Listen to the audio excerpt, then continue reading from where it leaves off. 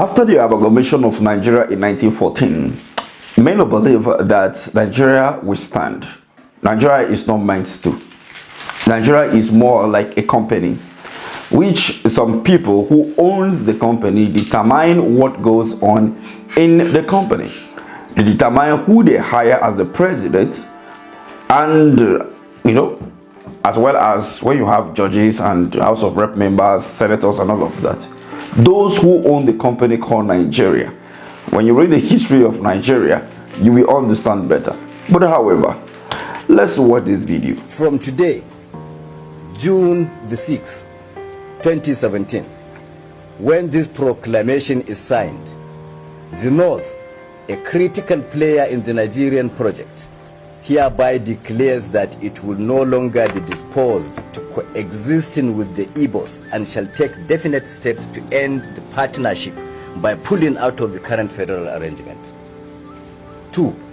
This conclusion is necessitated by the realization that it since ceased to be comfortable or safe to continue sharing the same country with the ungrateful and cultured Igbos who have exhibited reckless disrespect for the other federating units and stained the integrity of the entire nation with their insatiable criminal obsessions. 3. Rather than certain sections holding the whole country to ransom at every stage, each should be allowed to go its own way, as we categorically proclaim today that the North is fed up with being the same country with this pack of acrimonious Igbo partners. 4. The North hereby openly calls on the authorities and other national and international stakeholders to acknowledge this declaration by taking steps to facilitate the final dissolution of this hopeless union that has never been convenient to any of the parties. This was a video during the Muhammadu Buhari's administration in 2017. Now, I will play another video for you to watch, but before I play that video for you to watch, let's understand something in 30 seconds regarding that video that you just watched and the one you are about to watch, and in relation to Samuel Ekpa extradition to Nigeria. Now, we have Tuji, Bello Tuji, who is in Zamfara, Sokoto, and the northeastern or western region, and is continue to perpetuate evil, destroying properties belonging to the government and people, kidnapping and all of that. How has the government been able to put to an end the behavior of Bello Tuji? But this is not to compare criminality. But then, watch this video before we talk further. Arabata kawai wallahi a ra'ayina da masu ra'ayi irin nawa kasan nan ta rubu arabata kawai arabata oduduwa su dauki nasu biyabara su dauki nasu mu musulmi mu dauki namu wallahi wannan shine solution arabata araba kasan wannan shine ra'ayin mu arabata su ci man su umma mai din ne a bar mu da shanunmu a bar mu da wakenmu a bar mu da gyaɗanmu a bar mu da shinkafanmu a bar mu da dawanmu a bar mu da geronmu ku je ku ci fetur ɗin ku je ku ci a raba ƙasar mu samu mu ɗabbaka shari'ar musulunci ba wata shegiya ingozi ko dabora da za ta zo ta fi tsirara suke rabin mamanta a waje ta ɓata tarbiyyar 'ya'yanmu ta ɓata ba shegin da ta yi haka da sunan constitution ya ba da right babu wannan a rabu kawai wallahi rabuwan ƙasa ne shine alheri ga musulunci ga musulmai wallahi tallahi shine kuma shine munafukan cikin mu da su ƙara bayyana mu gano su ko kudu ko arewa wallahi a raba ta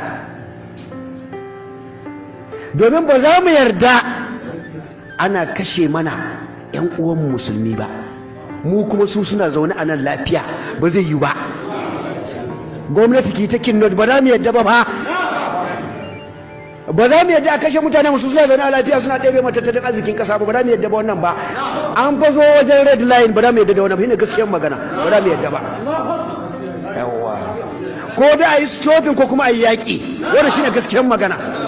Wallahi. Now, this was some northern elders declaring that the Nigerian Union can no longer stand, which was the first video you watched. The previous one that you just watched is about a cleric who is saying that they can no longer live in Nigeria. We should have Oduduwa, Biafra, and them should have their own country in order for them to have their Sharia law. Do not forget that there was a bill before the National Assembly to pass a law that the Sharia law will become legal across the whole country, which sparked a lot of reaction. Right now, you are now seeing this is happening. This is a cleric. This is just like a prophet. This is just like a pastor, you know, in the Christian faith, you know, giving such a message. So going back to the extradition of Samuel Ekpa and the inability of the government to arrest these terrorists in the southwestern region, talking about Bello Tuji, shows that we are not actually ready, according to the elders, to be one nation. Just take a look at this. The Samuel Ekpa has conducts a lot of violence in the southeastern region by the kind of commentary he has been giving from Finland, which resulted in the death of so many Nigerians, which is very, very wrong of him. And it's commendable for the Nigerian government to work hand to hand with the Finland government to get him arrested and punished. On the other hand, right in front of the Nigerian government, there is a notorious terrorist right inside Nigeria. This one not the outside country. Go and arrest him now. We have seen the governor of Zamfara State severally saying that from all the information we're getting, my predecessor was fully involved in some of these banditry issues. Typical is the fact that that was a permanent secretary when his children were abducted. And it was unfortunate that he had to pay ransom through the government house. And it was also very clear, based on all the allegations, that bandits were being kept at government house. They will make an arrest, and all of a sudden there will be an order from above that they don't have this ability to, you know, prosecute some of these people when they arrest them. So why are you going for someone who also is doing the same? Anyway, it's the same, because so far there is a destruction of life and property. It's the same.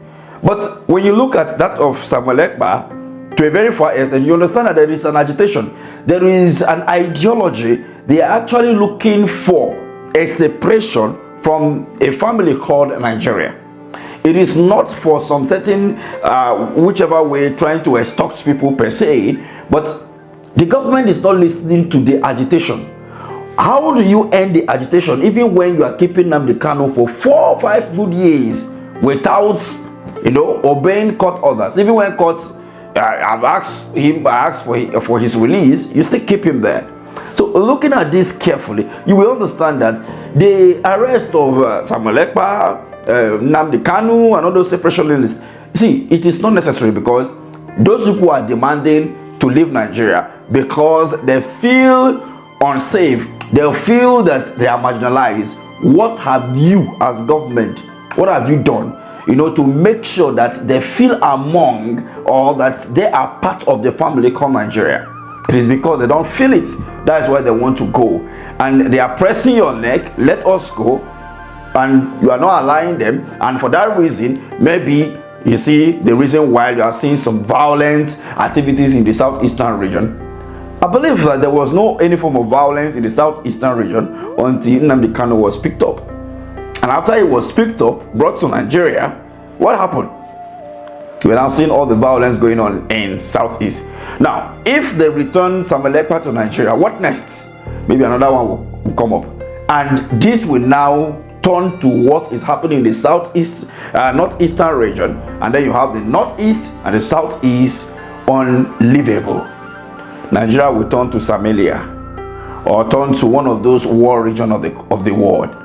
Now, looking at also those elders who call for the separation of Nigeria, anyway, they have not conducted themselves in terms of asking anybody to pick up arms and go against the government or even destroy life and properties.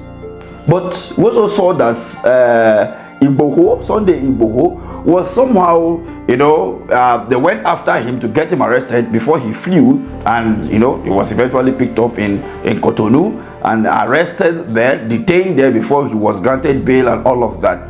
But remember that also Igbo, was he actually fighting the government, or he was actually fighting the Fulani herdsmen trying to occupy their forests in the southwestern region? Did anybody die in the process of all of that? So when you look at that, and then you look at the Cattle Bearers Association, of which severally you hear them coming out to own up some certain decision, when you hear them and Samuel Otom, the former governor of Benue State, having confrontation as to the Fulani herdsmen behavior in the Benue Valley and all of that, you ask yourself, why is it that none of them have been arrested, detained, and prosecuted? This is the reason why somehow we are feeling like, we are now trying to believe what even those North Elders Forum or Northern Elders are talking about, and even this cleric is talking about. Divide the country, or we declare a war. Does it make any sense? We don't really need to declare a war, but just like Dele Farrow to be said, if Nigerians miss Peter Obi in 2027, I think it's going to be a bloody revolution, because Peter Obi is the only answer to a bloodless revolution in Nigeria. He's so calm. He don't want any kind of revolution. He's wanted through the ballots, and he wants everyone to stay calm while he leads them into the promised land. But unfortunately, that may not be the case in 2027. If Nigerians didn't vote for him, or he loses in one way or the other, and those who want to take that advantage for the fact that Peter Obi may not, which I believe 2027 is his last shot. If he failed to take the tickets, then he will take a bow. And if that happened, anyway, the destiny of the great nation rests under the shadow of anyone who decide to do anything with it going forward. Let me have your take at the comment section. Thank you for watching.